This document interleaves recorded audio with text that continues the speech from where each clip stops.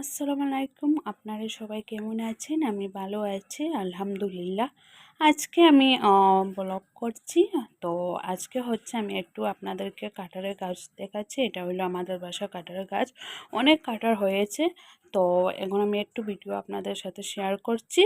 তো একটা কাঁঠাল হতে পারে, একটা মানে কি বলে ওকে, নেউল। হ্যাঁ, হ্যাঁ। ও মানে কাঁঠালটা খেয়ে নিয়েছে অর্ধেক। তো এইটা আমার কাঁঠালটা আমার একজন বাসার কিনারও ছেলে, ও কাঁঠালটা পারবে। তো এখন ও বলছে পারতে পারবে না, তো পরে ও পারবে কাঁঠালটা।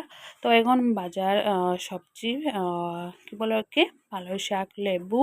তো আজকে আমি আপনাদের কোনো রেসিপি মানে আমি শেয়ার করব না। তো আমি জাস্ট ব্লগ করছি। তো এখানে ডাল, আজকে আমাদের বাসায় ডাল রান্না করা হবে, আর কি মাছ ভাজা হবে, আর বিচি কাঁঠালের বিচি ভর্তা বানানো হবে। তো একটু একটু শেয়ার করছি, এটা রেসিপি আমি আপনাদেরকে দেখাচ্ছি না। তো আমার ডালটা হয়ে গেছে। তো একটু আমি জল দিচ্ছি। এখন কাঁঠালটা পাড়া হচ্ছে গাছ থেকে। তো কাঁঠালটা নষ্ট হয়ে গেছে, এটা একদম মানে কি বলবো, একদম নষ্ট হয়ে গেছে এটা। তো এটার মানে বিচিটা নেওয়া হচ্ছে ভর্তা খাওয়ার জন্য। তো বিচিটা কাঁঠালটা মানে ফেলে বিচিটা নেওয়া হবে।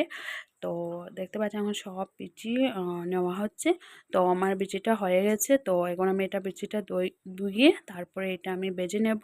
তো এখন আমার ডালটা হয়ে গেছে, আমি এটার মধ্যে সম্বাস দিয়ে দিচ্ছি। তো এটা হয়ে গেছে, ডাল কমপ্লিট হয়ে গেছে। তো এখন কী করবো, কাঁঠালের বিচিটা ভাজবো ভালো করে।